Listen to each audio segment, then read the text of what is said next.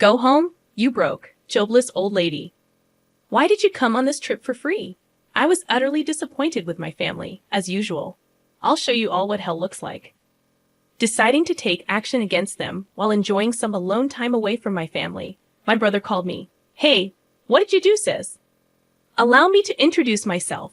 My name is Lucy, a 30-year-old office worker. I've been dating someone for about 3 years now. His name is Alan, a true gentleman who treats me well and cares for me deeply. We initially met in college, where he was my senior, and I often sought his advice whenever I had work-related concerns or personal issues.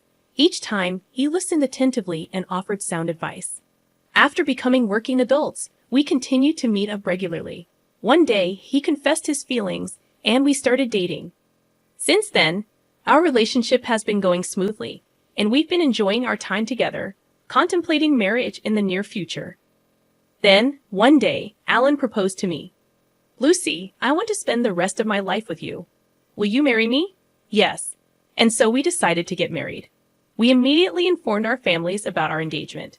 Nice to meet you, I'm Lucy. Oh, we finally meet, huh? I've heard so much about you from Alan. You're just as cute as he said. I don't know about cute. Go on, have some confidence. Come in, come in. Thank you. Alan lost his father a few years ago, and now only my mother-in-law-to-be lives in his family home. I was anxious about whether I'd get along with her, but she's turned out to be incredibly kind and wonderful. We had a delightful conversation over tea and snacks. Lucy, you're such a wonderful person. I'm so happy you're going to be Alan's wife.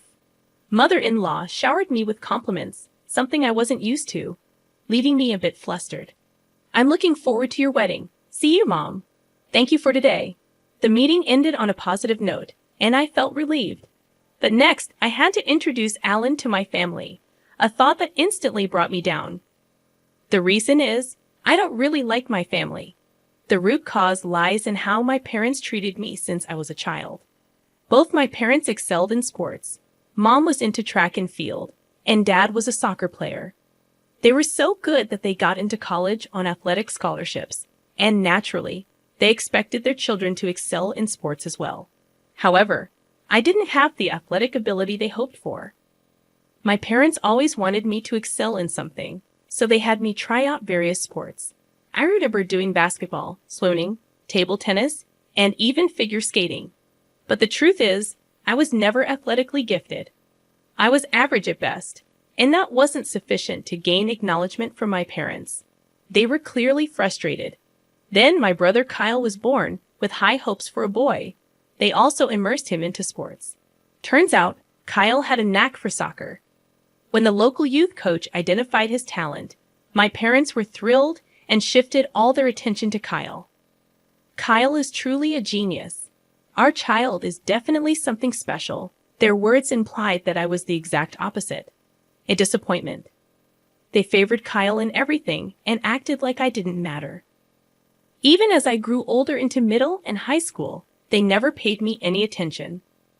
I focused on my studies and excelled, but they dismissed my efforts, saying being good at studying is meaningless.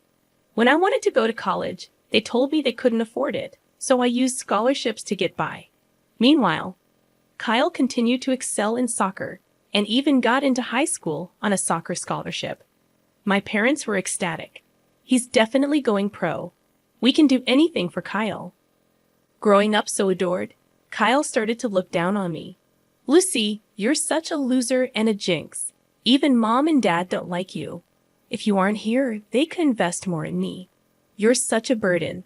Kyle would often insult me like this, and my parents never corrected him. You really are a burden. Wasting money on you is what they mean by unnecessary expenses. Hearing this from my own family crushed my self-esteem. I managed to get into a decent college and landed a job at a well-paying company. But my self-worth remained low, and my achievements were always overshadowed by Kyle's successes. He got into college on another soccer scholarship, and my parents were even prouder than ever. By then, I was already working and struggling to pay back my student loans. Kyle was still living at home, showered with love, attending college and playing soccer. But the path to becoming a pro wasn't easy. In the end, Kyle couldn't go pro and had to find a job. Still, my parents were proud, and Kyle continued to live happily at home.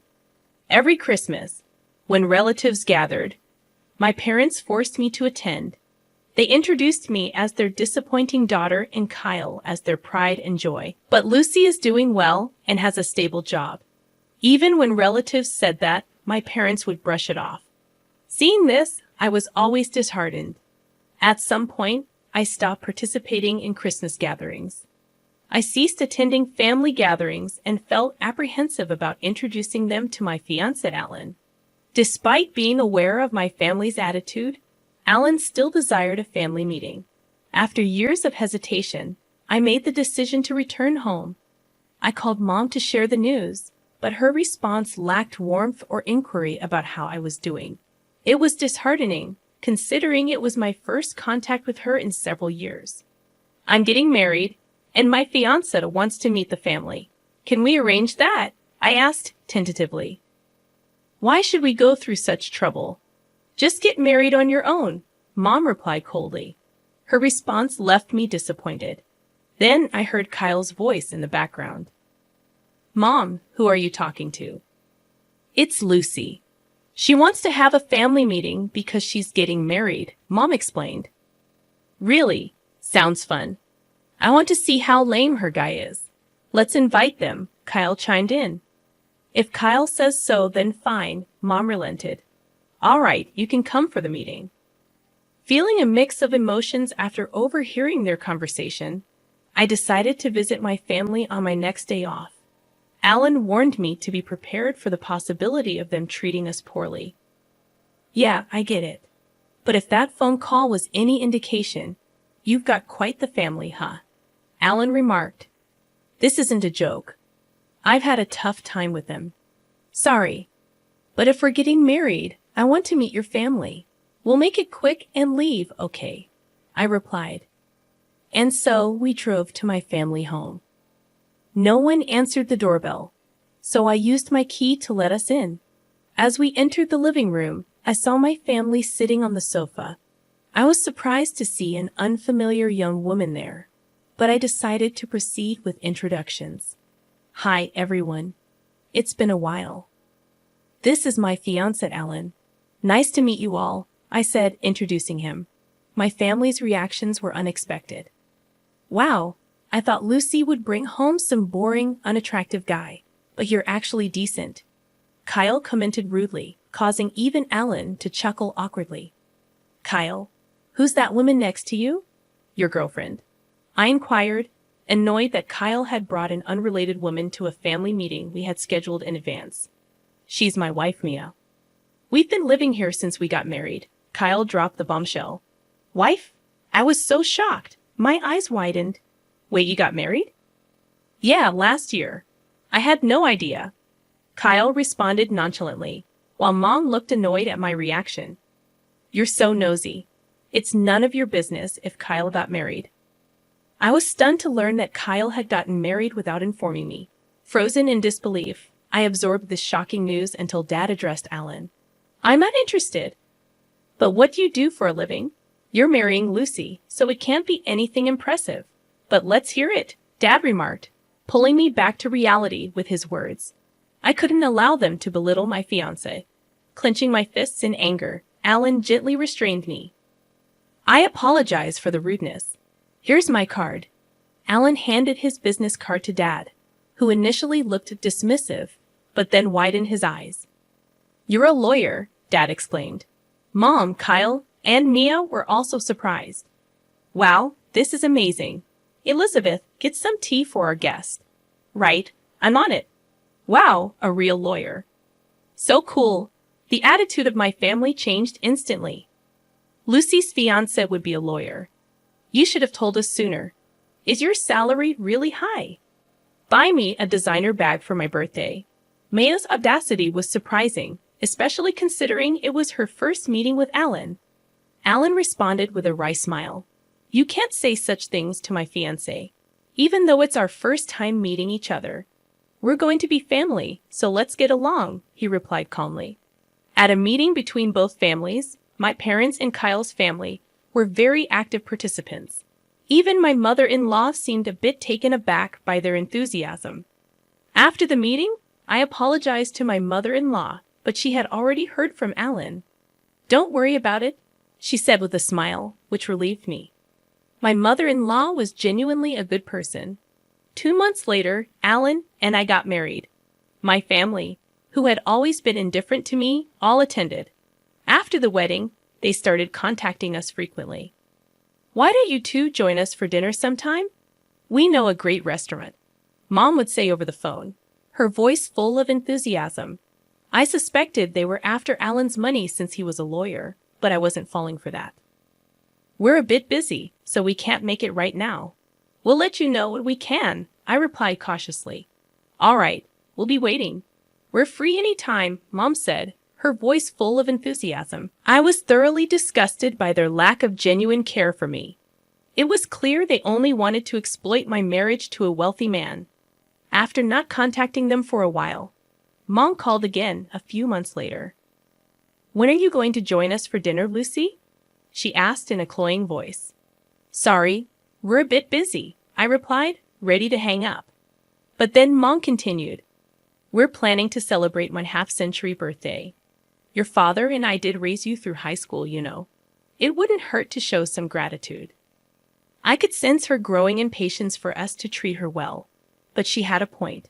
I had paid my own way through college, but my parents had supported me until then. Maybe it was time to show some gratitude. As Mom turned 50, she invited us to join the celebration. "All right, we'll join the celebration," I agreed reluctantly. "Really? We're planning a family trip, so come along," Mom exclaimed with excitement. "A family vacation, huh?" I wasn't thrilled about it, but then I thought it could be a chance to spend some quality time alone with Alan. When I mentioned it to Alan, he agreed, so we decided to join the family trip. When I told Mom, she was ecstatic. "Could you handle the reservations? I'll send you a bunch of URLs for hotels and plans," she said eagerly. Reluctantly, I checked them out. They were all for luxury hotels and high-end restaurants. How extravagant did she plan to be? I was annoyed by my family's endless demands, but figured this might be a one-time thing, so I went ahead with the bookings. When I called to say the reservations were complete, Mom was overjoyed. "I can't wait." "Thank you," she exclaimed. Finally, the day of our half-century family vacation arrived. We planned a trip to Florida. We boarded the plane, and everyone seemed excited. Both my parents and Kyle's family seemed to be having a lot of fun. Upon landing, Alan and I told the family we'd go our separate ways. They tried to get us to shop for souvenirs with them, but we dodged that bullet and went off on our own. We agreed to meet up for dinner at the high-end restaurant we had booked. Time flew by as Alan and I enjoyed seeing the sights, and then we arrived at the restaurant where our parents and Kyle's family were already waiting. "You're late." "Well, we still have 10 minutes until our reservation," Mom said. Suddenly, Mom and the others changed their tone. "We weren't talking to you. Well, we have business with Alan, not you. Thank you for covering the cost of this fancy dinner and hotel stay," they remarked. Alan was confused, and Kyle and the others turned to me. "You're done here, Lucy. You don't deserve any of this, you parasite," they shouted. "What are you talking about?" I asked in confusion. "Go home, you jobless loser. What's your deal coming on this trip for free?" Their words stung deeply. I was utterly disgusted by my family's behavior. It became evident that they intended to exclude me from the start. "You'll regret this," I whispered to Alan. "Fine, I'll leave now," I said aloud. Our parents and Kyle's family looked smug as they entered the restaurant with Alan. Quickly, I made other arrangements. Fortunately, a good hotel had a cancellation, so I booked a room and checked in. I relaxed in the lounge with a great view, sipping coffee when Kyle called. "What did you do, Lucy? What do you mean Alan's gone?" he interrogated. "I have no idea," I replied calmly. "He's usually clueless but sharp when it matters." "Sure, but it's no big deal. I told him I'm staying at another hotel, so he should join me. You're kidding. Alan left before the food arrived and never came back. We had to pay the bill, Kyle explained. Well, it's Mom's special celebration, isn't it? I retorted. Shut up. You'll get the bill later, Kyle snapped before hanging up. Soon after, Alan arrived at my hotel grinning. Did it work? Were they mad? He asked eagerly. Yeah, they were furious. They're hopeless. You were going to pay for everything, and they still acted like that. I explained, watching as even Alan was dumbfounded by their behavior. We shook it off and enjoyed a meal at the hotel's upscale restaurant. Returning to our room, we relaxed and woke up refreshed the next morning. We got up and enjoyed some sightseeing. We didn't want to fly back at the same time as our parents, so we changed our flight to an earlier one. While waiting for our flight, Mom called, furious. Hello, what's up? I thought you didn't need me for anything, I answered. What's the meaning of this? Why is the hotel bill due at checkout? That's not how I made the reservation. Don't joke around. We can't afford $11,000 per person. If you enjoy the luxury, you should pay for it unless you want to get arrested. Stop it. You're so arrogant for a parasite. You're the one who needs to stop. She ranted angrily before I ended the call. I had planned to cover all the expenses for this trip as a gesture of gratitude for all the years of support you've given me. But you messed up by kicking me out, I expressed, a hint of disappointment in my tone. Wait, you were going to pay for all this? Mom's voice betrayed her surprise.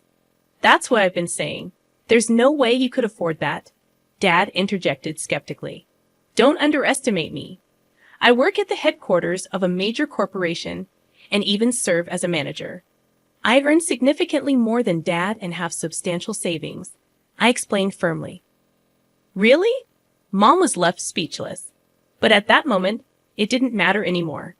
I had decided to cut ties completely. I have to board the plane now, so goodbye, I declared, feeling the need to sever the conversation. Wait, hold on. Mom's voice trailed off as I hung up and promptly blocked all their numbers. Luckily, they didn't know where we lived or worked, so they couldn't show up unannounced. However, my foolish family decided to storm the law firm listed on Alan's business card. They caused a scene, demanding to see Alan and disrupting business. Kyle even broke some office equipment, leading to their arrest. After splurging on the family trip, they now had to pay damages and fines.